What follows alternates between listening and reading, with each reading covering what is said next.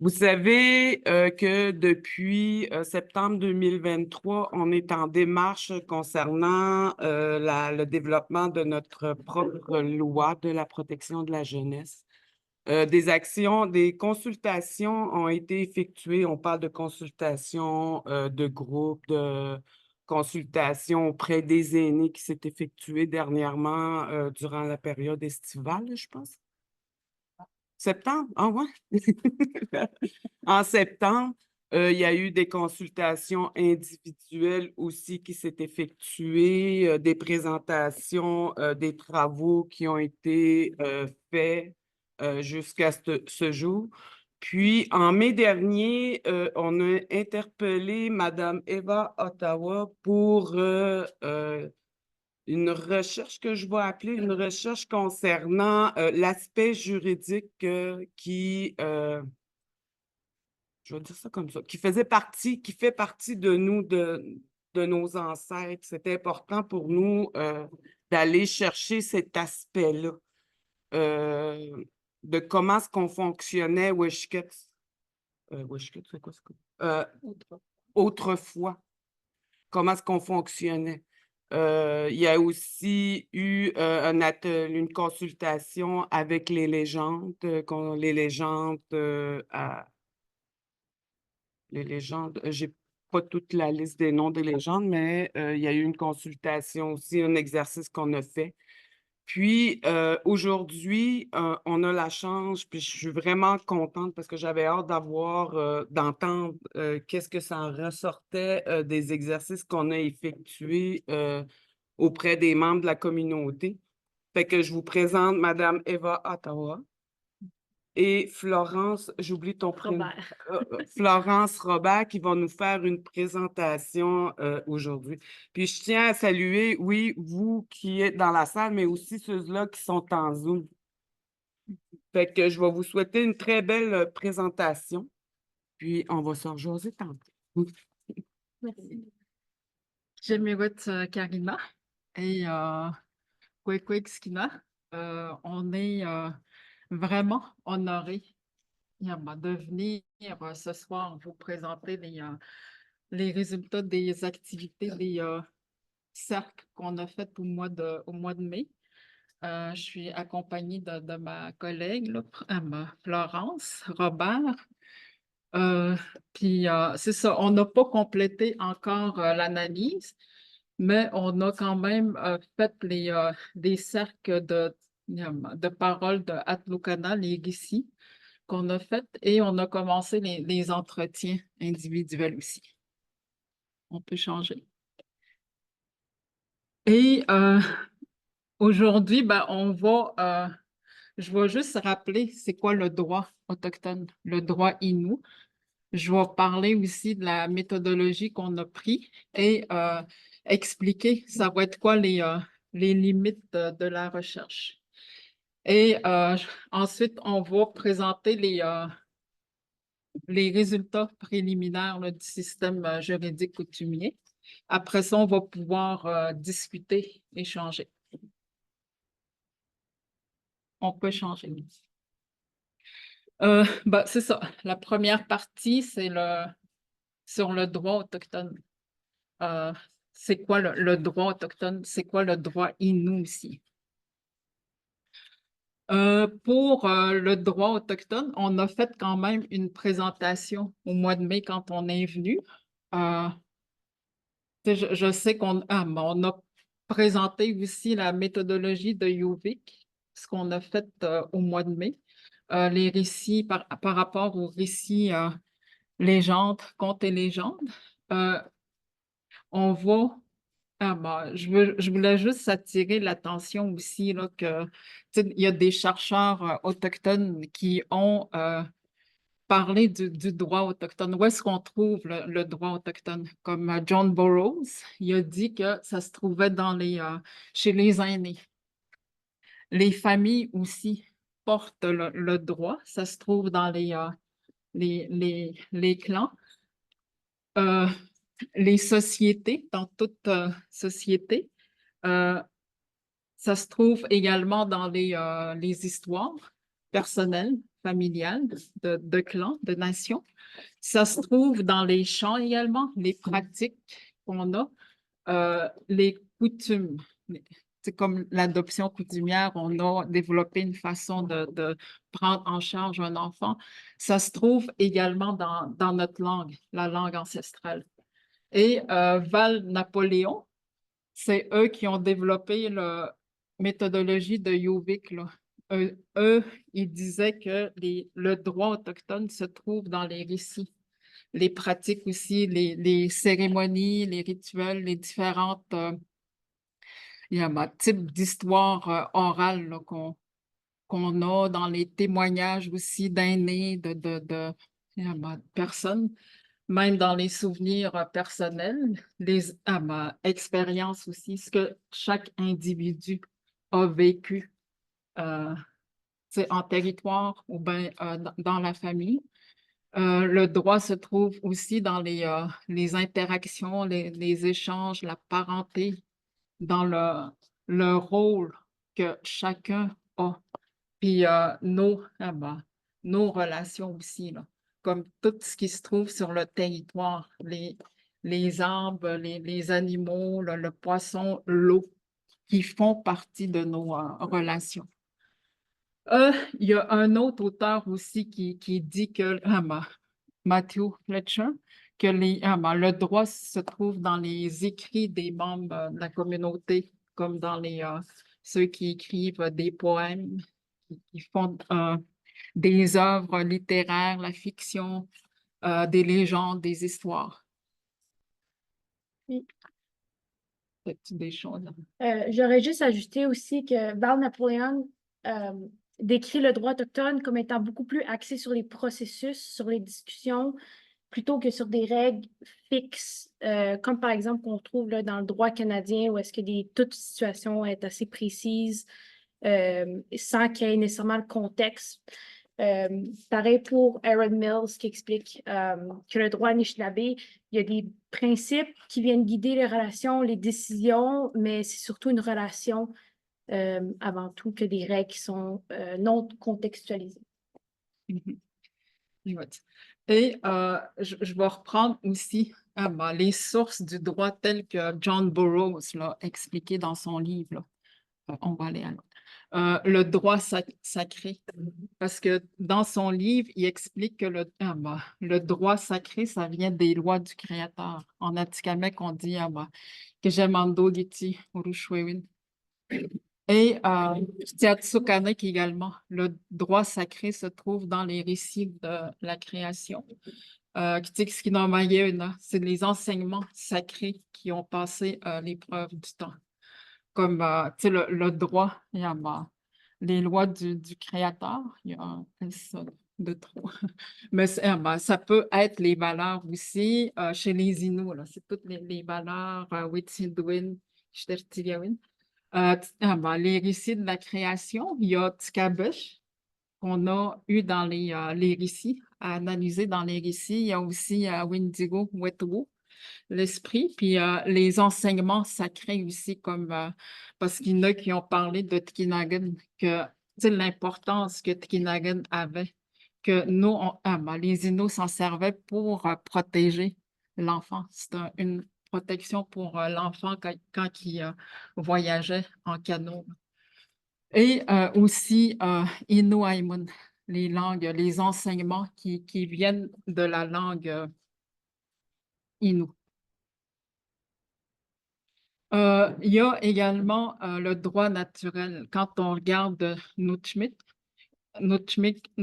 Pima Diwin, Skirtumwina. C'est quand on regarde toutes les relations, quand on observe l'environnement, la nature, puis toutes les relations qu'on a, là, tous les animaux, parce que c'est important de rappeler que ce n'est pas des ressources, c'est nos relations. Ils font partie de notre famille. Et il y a des enseignements quand même qu'on va voir avec, on l'a vu d'ailleurs dans les récits, là, comment que c'est important de traiter les animaux avec respect. avec. Et, tu sais, le droit naturel aussi, notre Schmitt, c'est là d'où je viens. C'est ça que ça, en Atikamekw, on dit notre Schmitt. Mais je pense qu'en Nino, c'est pas mal la même chose. Notre mythe, ça veut dire c'est là d'où je viens. Fait que c'est là. C'est Notmic, à partir de Notmic qu'on construit toute notre vision du monde. Comment on voit le monde, comment on va euh, interagir, comment on va se comporter, comment on va bâtir notre vision du monde à partir de notre Schmitt. Alors, puis c'est pour ça aussi que c'est important d'aller voir nos relations comme Amish, le castor, Nigyuk, je sais pas, la nôtre, important d'aller voir comment ils élèvent leurs petits, parce qu'ils nous donnent ils nous guident, ils ont des enseignements aussi. Le droit délibératif, quand je suis venue au mois de mai, ça c'est quand on parle, on discute, on fait des débats ensemble. C'est de, de se parler, là, c'est par discussion. Et j'avais partagé aussi que l'année passée, en 2023, j'ai fait des ateliers sur le lexique juridique à Manoan pour justement aller voir les termes dans la langue. Puis qu'est-ce que ça voulait dire? Parce que Oroshwewin, c'est le terme qu'on utilisait à la table centrale pour parler des lois que le gouvernement Atikamekw allait adopter.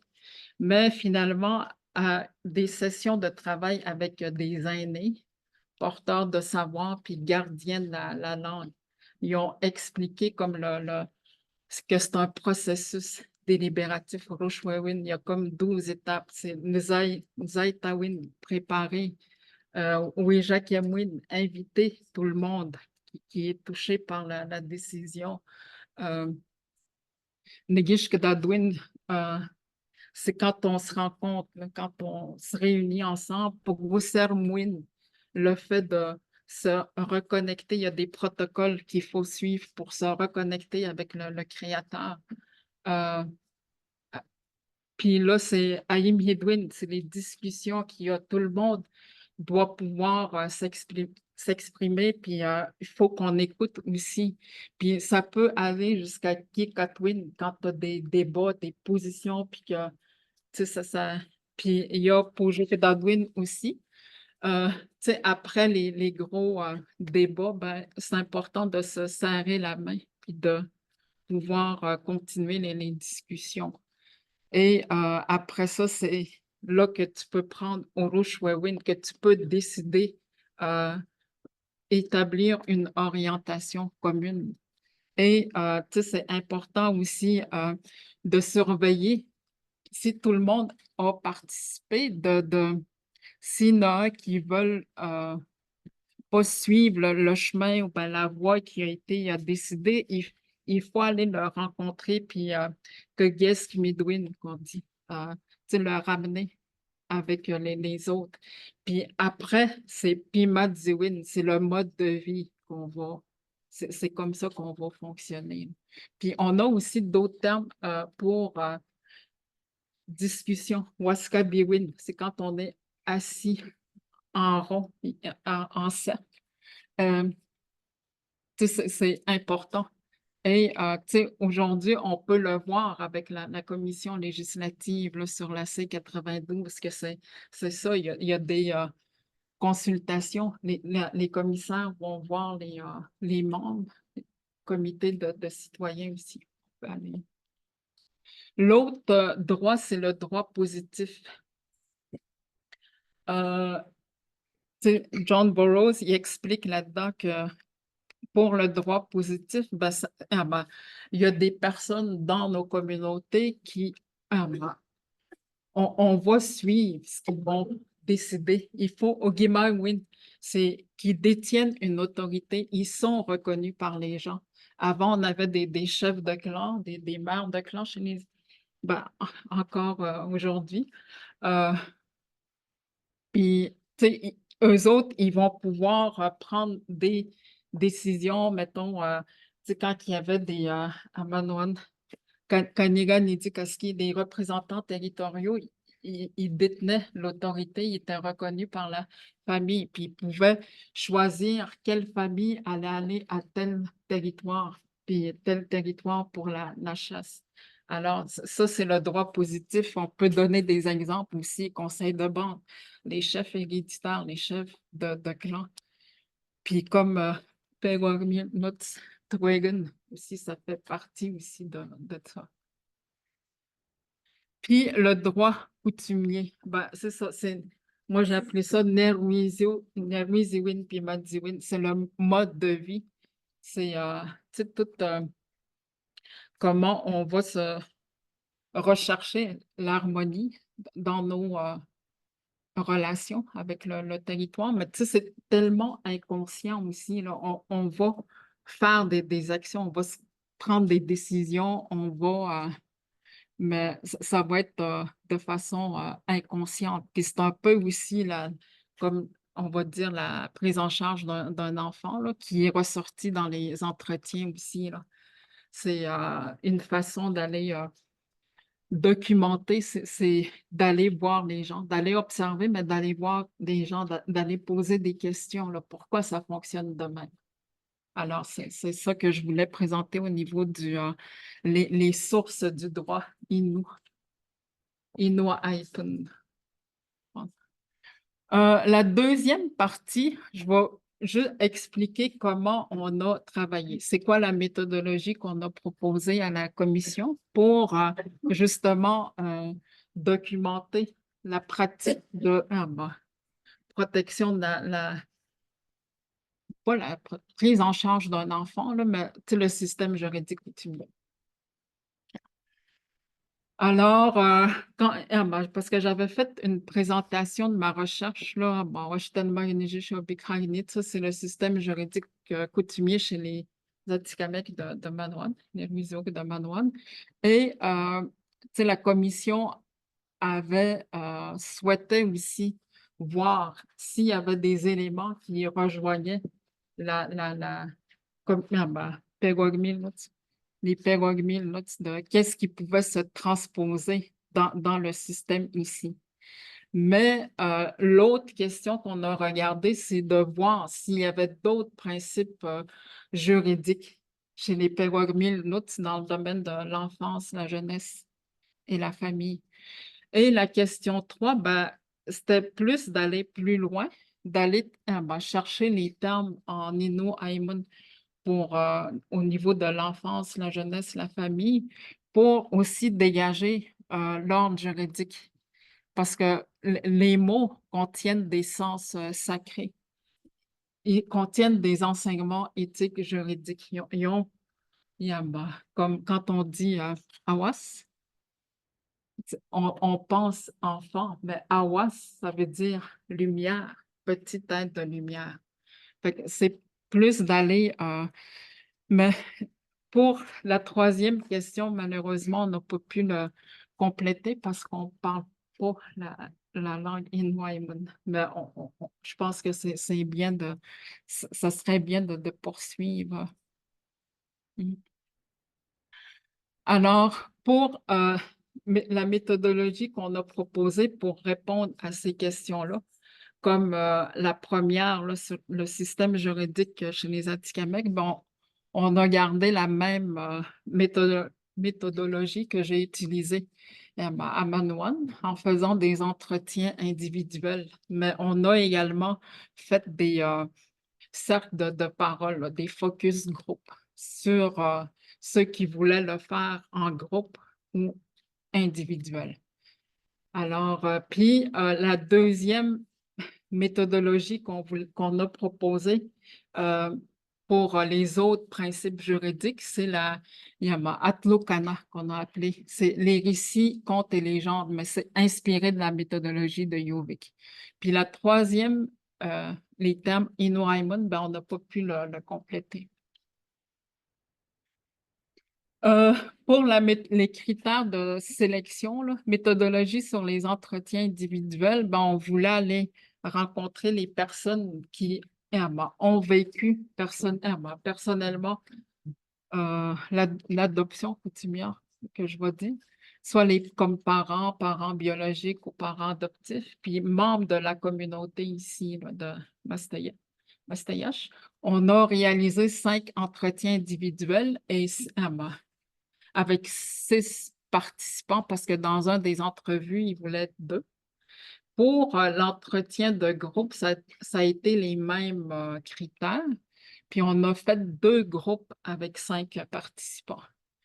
Puis pour Atlocana, l'analyse, les récits, contes et légendes, ben, on avait Stacy qui nous a beaucoup aidé pour comme recherchiste pour aller chercher les Atlocana de la communauté qui touchait l'enfance, la famille, puis jeunesse.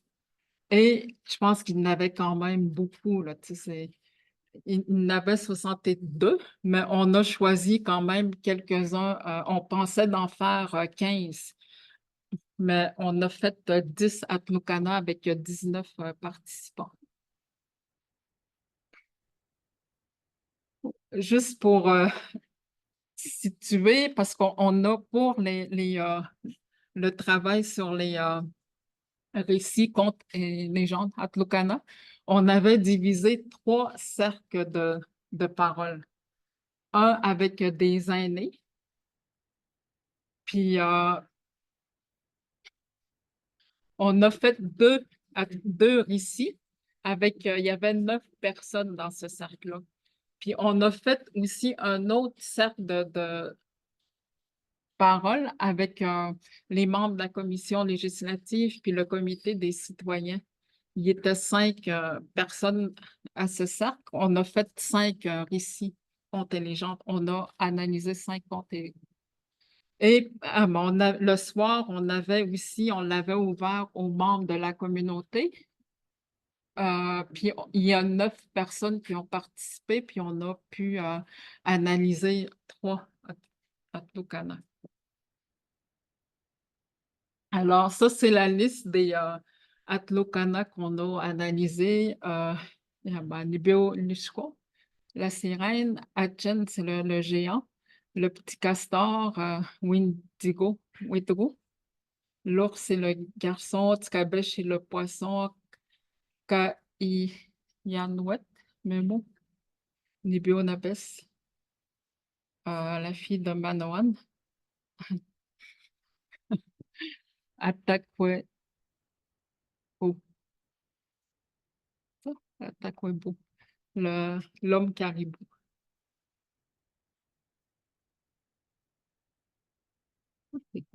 OK, ça c'est juste pour qu'on puisse voir, tu sais, parmi les entrevues individuelles qu'on a faites, qui étaient le vécu personnel. Il y avait 5 enfants, un parent biologique d'origine, puis un parent adoptif. Et il y avait 6 femmes, un homme, et comme origine Mastayache, 6, puis une personne d'une autre communauté.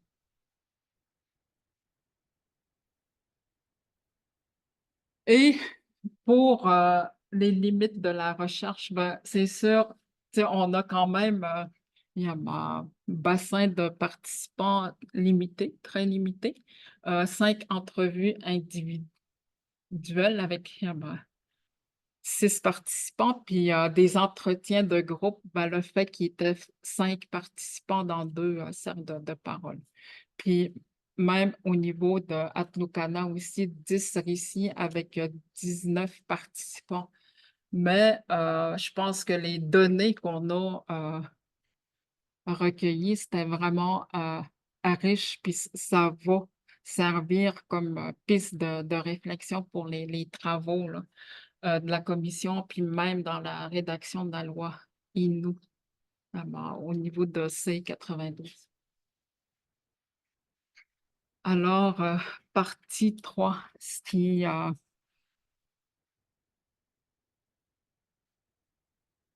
ce c'est vraiment les résultats. On a ramassé, analysé les résultats pour dégager le système juridique coutumier, mais à partir des les valeurs. À l'autre, peut-être? L'autre. Ouais. Les valeurs qui ont ressorti des cercles de parole sur Atmukana et des entretiens aussi. Puis au niveau des principes, on a 12. Les règles, il y en a 9. On a beaucoup d'acteurs là, qui ont ressorti aussi. Puis processus, il y en a 2. Fait que c'est ça qu'on va présenter aujourd'hui. Est-ce que tu veux faire commencer? Puis, Vas-y, je vais te... ouais.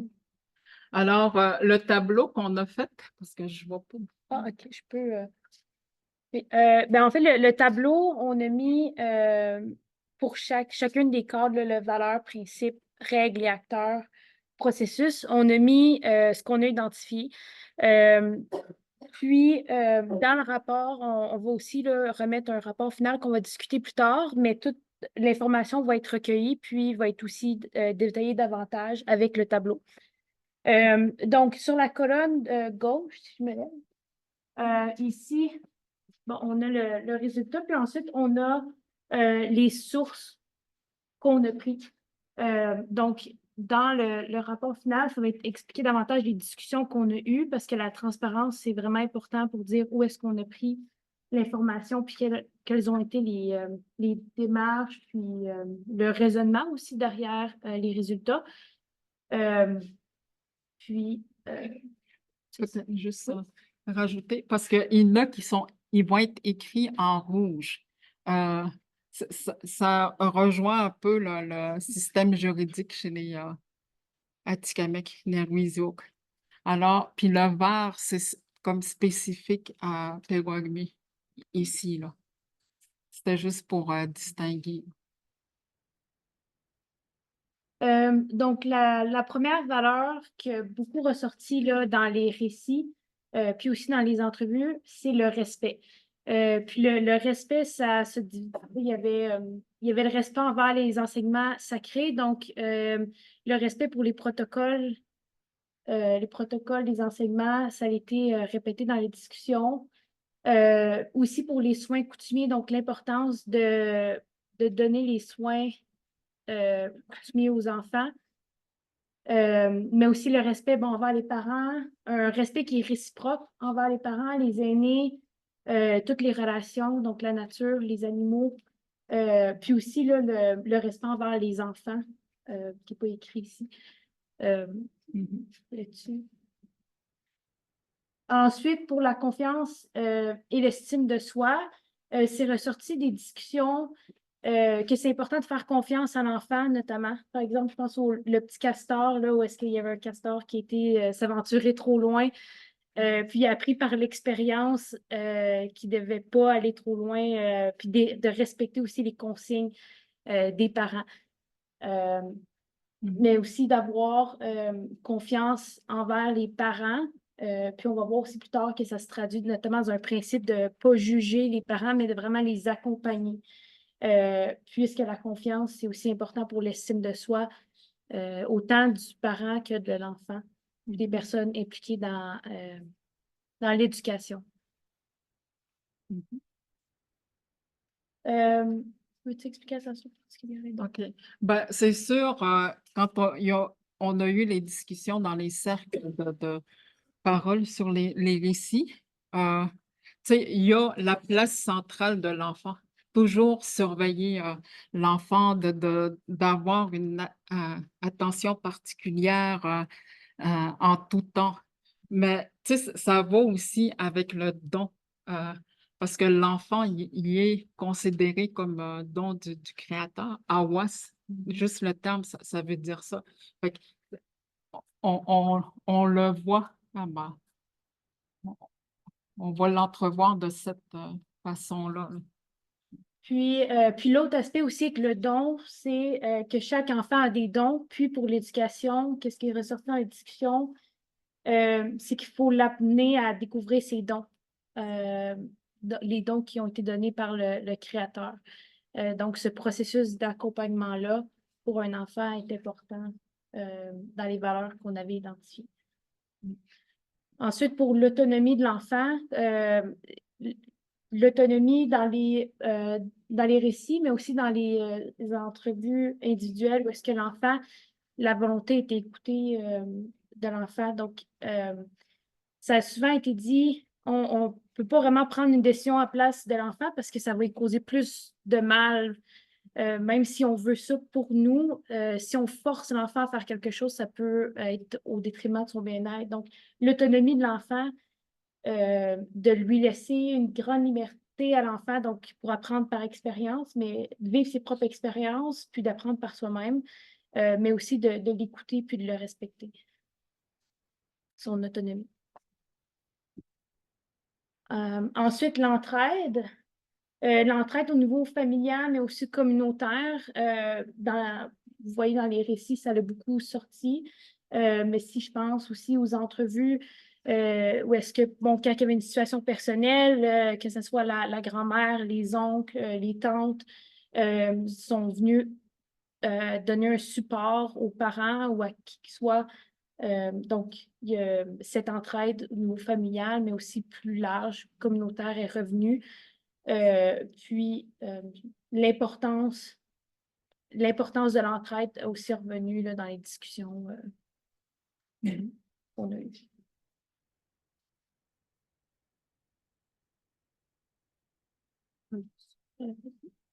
J'écoute. Ensuite, pour l'écoute, dans l'histoire du petit Québec chez le poisson, c'était l'enfant qui n'avait pas écouté sa sœur. Donc, on avait mentionné, là, ça avait ressorti l'importance d'écouter les conseils pour guider là, les enfants. Puis, il y avait aussi dans les entrevues d'écouter les enfants aussi, leur besoin d'être attentifs, qui était une valeur, il me semble, importante. Ensuite, la vérité. Donc, on va le voir plus tard aussi pour les principes, mais ça rejoint là, la non-confidentialité. Puis de l'importance d'informer l'enfant des raisons de la prise en charge. Donc, surtout dans les entrevues individuelles, lorsque l'enfant a été pris en charge, comment est-ce qu'il avait été informé, en fait, c'était qui sa famille d'origine. Donc, les parents adoptifs étaient, c'est ça, informaient l'enfant. Puis, ça avait été mentionné que c'était important là, que l'enfant sache, puis de dire la vérité lorsqu'il posait des questions. Puis toute la question aussi, le maintien des liens de filiation, là. Puis c'est sûr, tu sais, toutes les valeurs sont comme toujours interconnectées aussi les uns entre les autres, là, mais tu sais, ça va se clarifier avec les principes puis les règles qu'on va voir tantôt. Le principe de soins et surveillance continue des enfants dès le bas âge. Donc, ça leur sortit dans les discussions que c'est important de surveiller l'enfant. Puis ça, c'était une responsabilité parentale, familiale et communautaire. Donc, c'était une responsabilité partagée. Ouais, c'est de toujours que tout le monde, tu sais, on voit là-dedans que l'enfant, la place centrale de l'enfant, puis que tout le monde doit assumer comme ses devoirs, ses responsabilités envers l'enfant, là, pour qu'il ait les soins, puis qu'on puisse qu'il puisse bien grandir. Puis, pour le principe de protection des enfants en cas de danger immédiat, il y avait le récit Ashton, qui est le géant. Puis, dans les discussions, le géant, il y avait comme des participants aussi qui avaient fait allusion, comme c'était des agressions sexuelles qui se passaient avec l'enfant. Puis, la mère, si je me souviens bien, c'était la mère qui avait intervenu immédiatement contre le géant. Puis on avait mentionné que les patients avaient mentionné que c'était important que lorsque l'enfant est en danger, que ça soit parental, familial, interviennent immédiatement pour s'assurer de la sécurité de l'enfant. Mhm. Ensuite, le principe de la responsabilité parentale envers l'enfant. Ouais. Juste pour revenir Oui. au principe de protection des enfants en cas de danger immédiat, dans les discussions, mais ça va rejoindre aussi les autres, là, comme l'importance d'outiller les parents aussi, l'enfant, puis avoir des outils quand il arrive des situations là, de danger immédiat.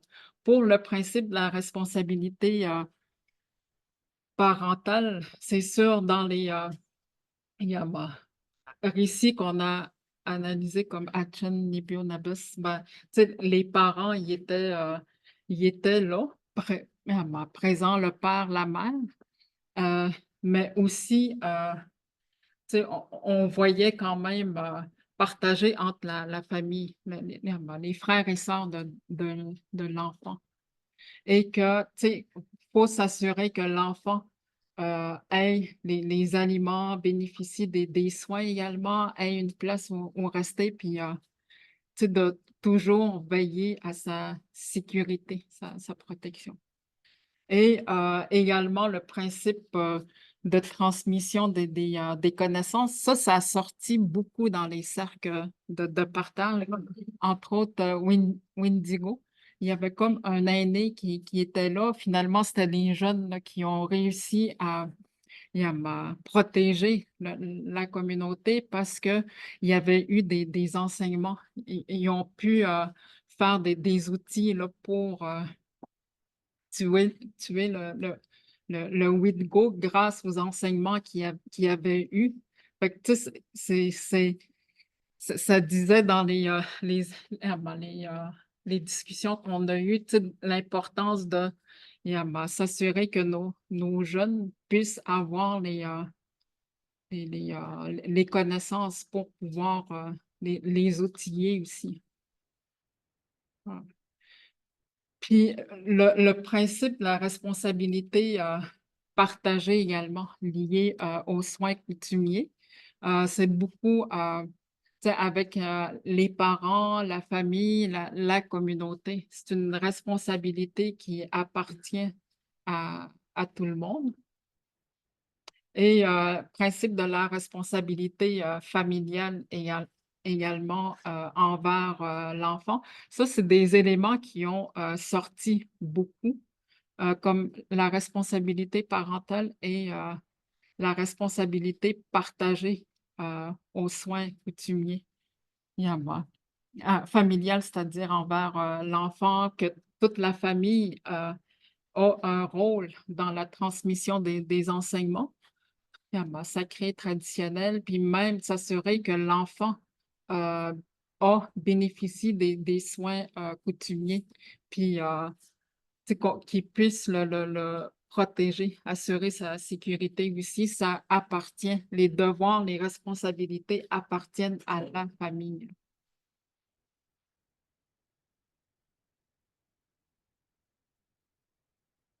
Puis l'autre aspect qui est ressorti aussi à travers les données, c'est le principe de la responsabilité communautaire avant, envers l'enfant.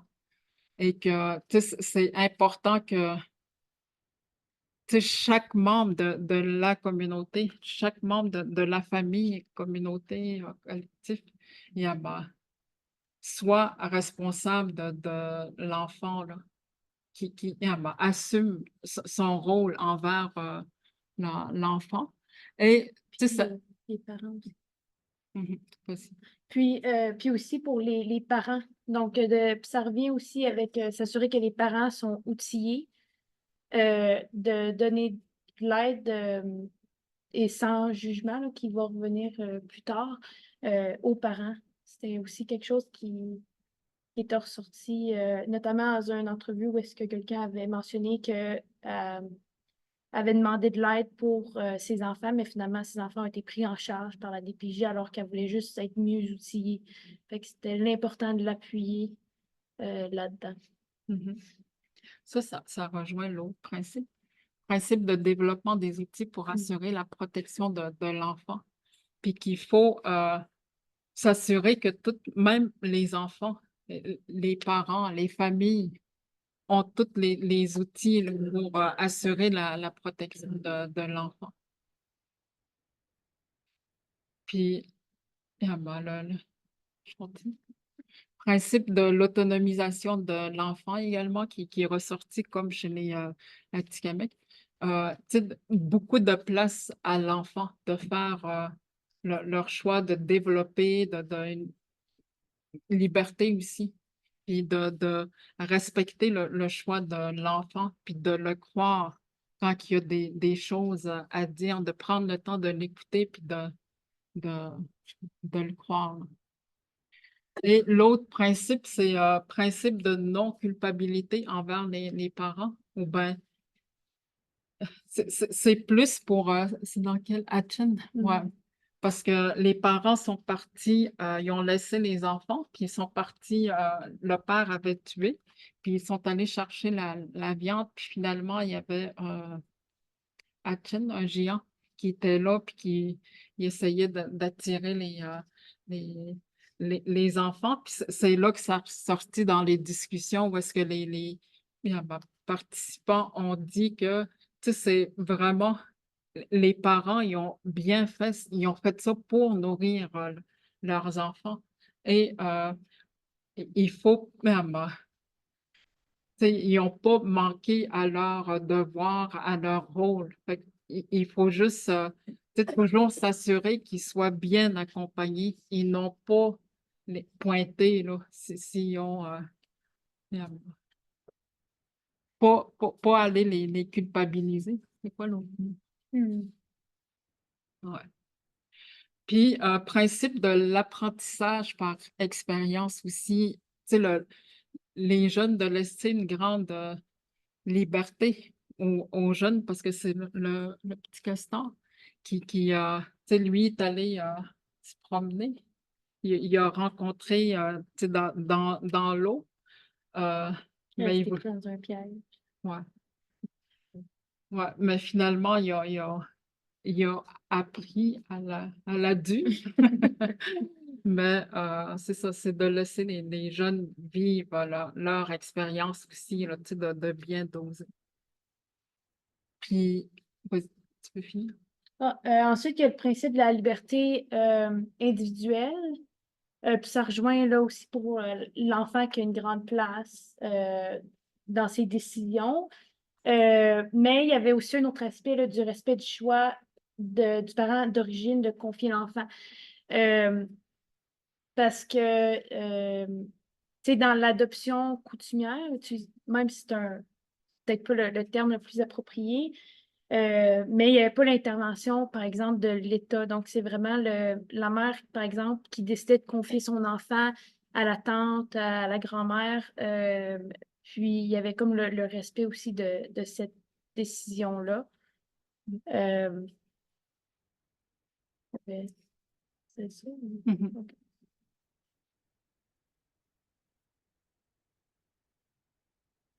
On est rendu aux règles. Tu y vas?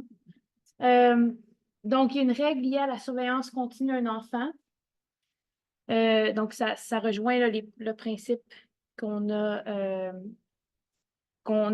discuté tantôt.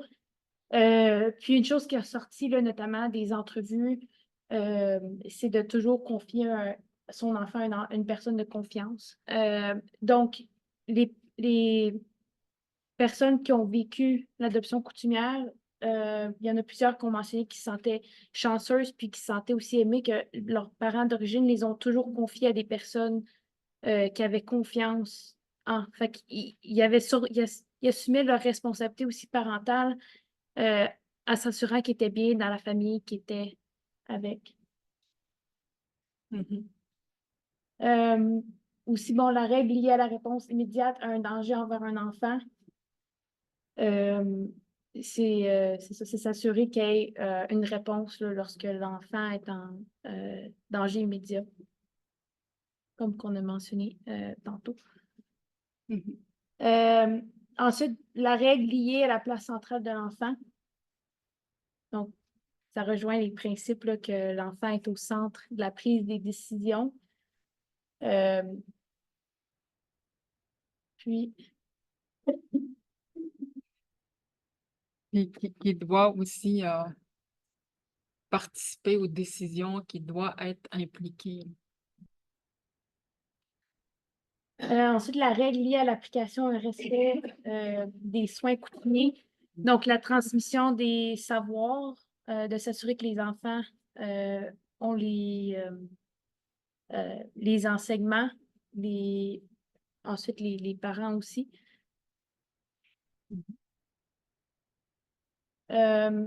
Ensuite, la règle liée à la non-confidentialité. Donc, c'est relié là, notamment à la valeur de la vérité. Puis d'encourager le maintien des contacts avec la famille d'origine. Puis de vraiment c'était la priorité. C'était pour prioriser là, le bien-être de l'enfant. Ouais. Peux-tu y aller? Prioriser le bien-être de l'enfant pour le tenir toujours informé. Puis quand il y a eu une prise en charge, qu'il puisse savoir aussi les raisons. Puis aussi qu'il connaisse sa famille d'origine. Puis pour éviter là, qu'il y ait des situations consanguinité. Puis, donc, par exemple, dans je pense dans 2 ou 3 entrevues, des fois, l'enfant avait des questionnements. Pourquoi est-ce qu'il a été pris en charge? Puis, il y avait la mère adoptive aussi qu'elle lui répondait tout le temps la vérité. Puis, dès un jeune âge, il montrait des photos à l'enfant de c'était qui ses parents d'origine. Donc, c'est revenu dans presque toutes les entrevues que la vérité, puis cette information-là avait été divulguée à l'enfant quand il était jeune.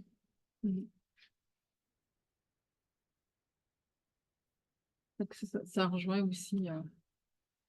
Donc, la règle liée au maintien des contacts, même si, par exemple, dans les entrevues qu'on avait fait, si l'enfant, par exemple, a été pris en charge puis avait été adopté de façon coutumière, il y avait encore, dans plusieurs des entrevues, des relations avec sa famille d'origine. Ou avec les frères et sœurs d'origine, puis aussi, si par exemple, le parent d'origine pouvait être un oncle, une tante, ben, il croisait quand même, puis il savait quand même c'était qui, là. Il y avait encore ces relations-là ou les contacts avec la famille d'origine. Ça rejoint aussi là, la règle liée au maintien des liens de parenté.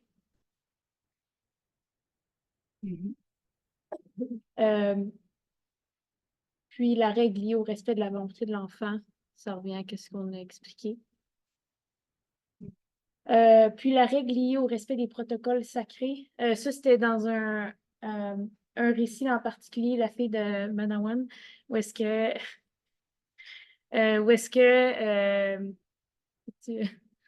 un protocole n'avait pas été respecté puis il y a eu des conséquences là, assez graves. Fait que ça a été mentionné plusieurs fois là, dans le cercle que c'est important de respecter ces protocoles-là.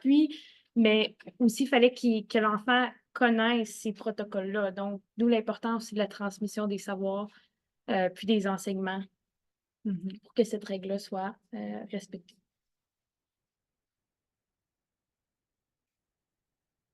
Au niveau des acteurs, ben, il y en a quand même beaucoup qu'on a vu à travers les récits, les entretiens. L'enfant qui a vraiment une place centrale dans le système coutumier.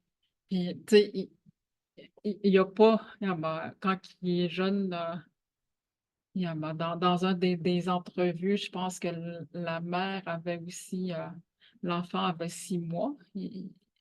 Il avait voulu reprendre son enfant, mais finalement,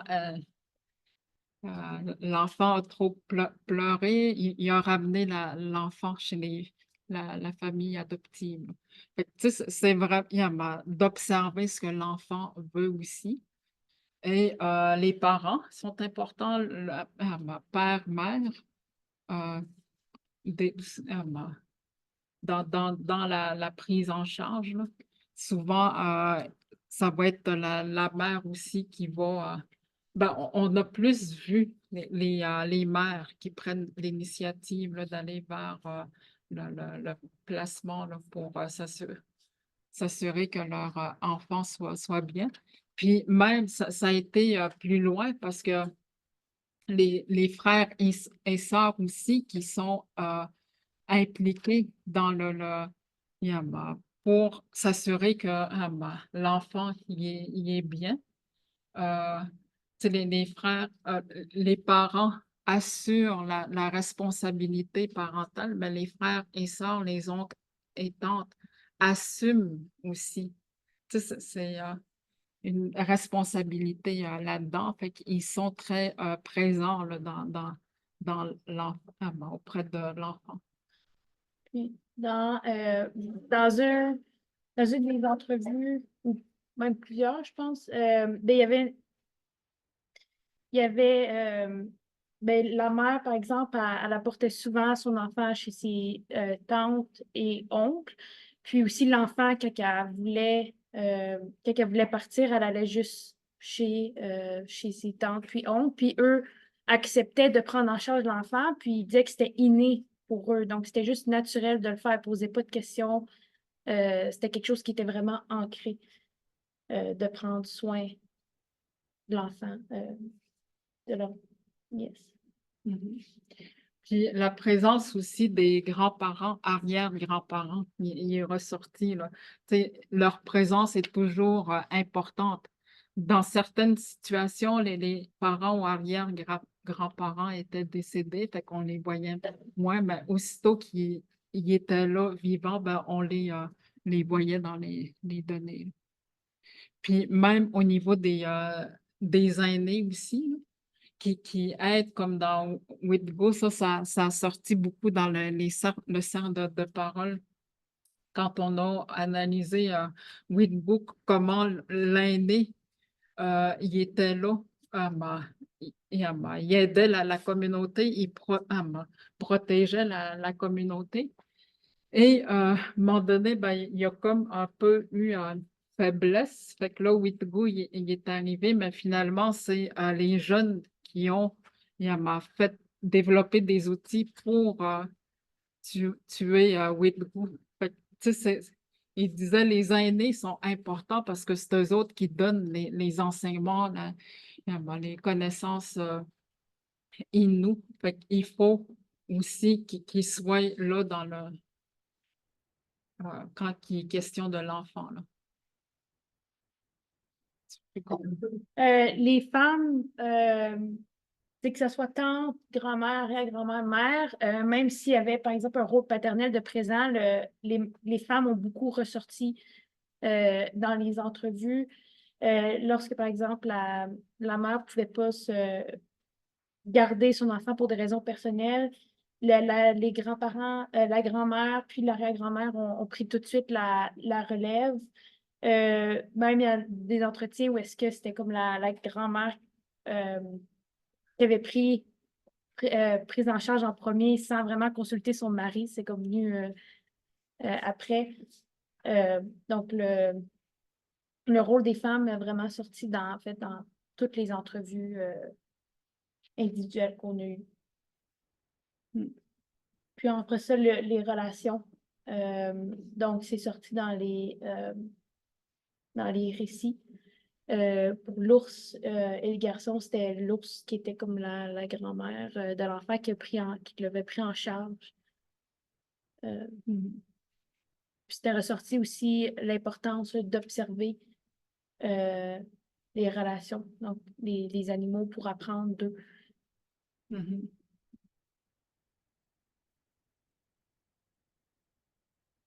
Puis au niveau des processus, ben, il y en a deux qui ont ressorti, c'est familial. C'est une responsabilité familiale d'assurer que les jeunes puissent recevoir les enseignements sacrés et traditionnels. Puis pour les soins coutumiers aussi, là, au niveau de l'éducation, la langue. Puis aussi pour assurer la sécurité, la protection de l'enfant aussi, là. La famille doivent assurer ah bah, leur devoir par rapport à ça. Puis ça a ressorti au niveau des récits contre Atlucana, puis au niveau des entretiens aussi. Puis l'autre processus, c'est communautaire, une responsabilité communautaire. La communauté y est responsable d'assurer le respect des protocoles, de s'assurer que les enfants euh, suivent, bénéficient des soins coutumiers. Puis, un des aspects on avait laissé en suspens un peu les questions, parce que les participants, ils disaient que les amis, souvent, ils exercent une grande influence auprès des autres, leur entourage, les enfants. Fait qu'il faut aussi, tu sais, de rappeler à ces jeunes-là, là, ben, leur donner des enseignements tu sais, qu'il faut se protéger ensemble.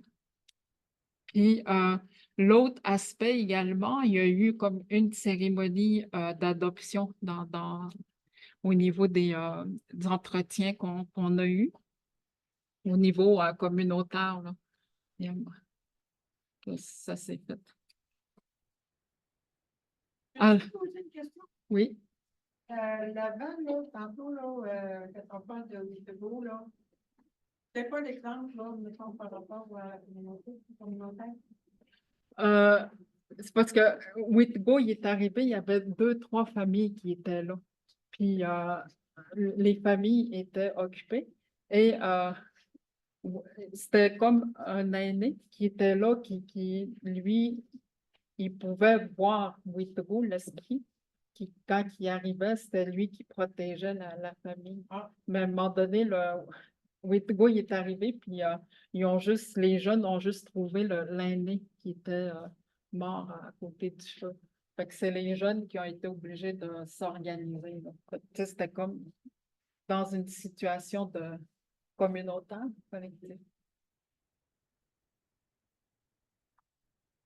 OK, c'est des observations. Ben, tu sais, c'était pour dire que on a parlé des limites au début, mais tu sais, ça explique, ça donne une idée, c'est quoi le droit inou au niveau de l'enfance, famille. Et je pense que tu sais, ça donne les premiers éléments, les premiers jalons là, d'un travail, tu sais, de continuer à alimenter sur des aspects, de préciser s'il y a des choses il y a, que, que la communauté veut préciser. Il y a quand même beaucoup, beaucoup de récits, contes et légendes qui ont été répertoriés. Fait qu'on a fait juste 10. Et peut-être aussi, il y a une façon également de travailler avec les berceuses, les chants, les jeux, les cérémonies, puis aussi les savoirs des sages-femmes pour développer les soins coutumiers à l'enfance. Puis peut-être aussi de travailler au niveau des termes dans la langue. Parce que, tu sais, la langue, c'est sacré. Puis, quand on va voir le sens, la signification sacrée, ça réveille des choses aussi, là. Moi, j'avais parlé un peu, juste pour donner un exemple, je parlais du terme Onikiunan, parce que, tu sais, dans le système SIA qu'on appelle, on parle des parents, des parents en famille élargie. Mais quand on utilise les termes dans la langue, comme Onikiunan, euh, euh, avant, on disait le mot Niyo pour dire la naissance, une naissance. pour annoncer une naissance. Puis Onikiunan, c'est les personnes qui ont donné comme offert la vie, donné la vie. Mais quand on va plus loin, Niguk, dans le récit de la création, c'est Niguk Lut qui est allé au fond de l'eau pour aller chercher le grain de terre qui a permis la naissance de l'homme, la terre, là. Alors, tu sais, c'est plus quand on explique ce terme-là aux parents, puis qui ont un devoir pour préserver la vie, pour garder Awas, Washington Mayunijish, petite tête de lumière, ben, tu sais, leur donner des enseignements en même temps, puis ils vont comprendre davantage leur rôle, leur responsabilité. Alors, c'est ça, on vous souhaite une belle poursuite de réflexion pour collective, communautaire, puis continuer à développer. Dans le chat, on avait une question. Les gens voulaient savoir si on peut avoir la présentation en format. Oui, on peut le... Alors, je pense que ça peut au moins aider aussi à développer des programmes et services pour la communauté, pour accompagner les parents, les jeunes filles. Ouais. Est-ce qu'il y a des questions, commentaires? C'est à vous autres, les participants. Ouais. Mais en tout cas, ça a été, je l'ai fait dans ma communauté. Puis quand on est venu ici au mois de mai, c'était tellement emballant, c'était tellement, on sentait aussi les participants qui étaient là, tu sais, de voir comment les Atnukana, tu sais, c'est notre façon, on est un peuple de tradition orale. On n'écrit pas le droit, on le vit. Puis Atnukana, ça veut dire s'imprégner de ces enseignements-là pour puis c'est comme ça qu'on enseigne aux jeunes ben, à Pnukana. Et tu sais, avec les discussions qu'on a eues, tu sais, on savait que c'était riche, mais quand on a fait les séances là, pour revoir les données, l'analyse ancrée qui avait été faite par les cercles de parole, là, c'était émouvant, là, tu sais, ça vient toujours nous chercher. Et, ouais. Puis, pour l'avoir fait à Manoan, moi, c'était comme, il y a des choses qui m'ont particulièrement marqué, comme, tu sais, la responsabilité parentale, familiale et communautaire là, qui s'est dégagée. Puis, ouais.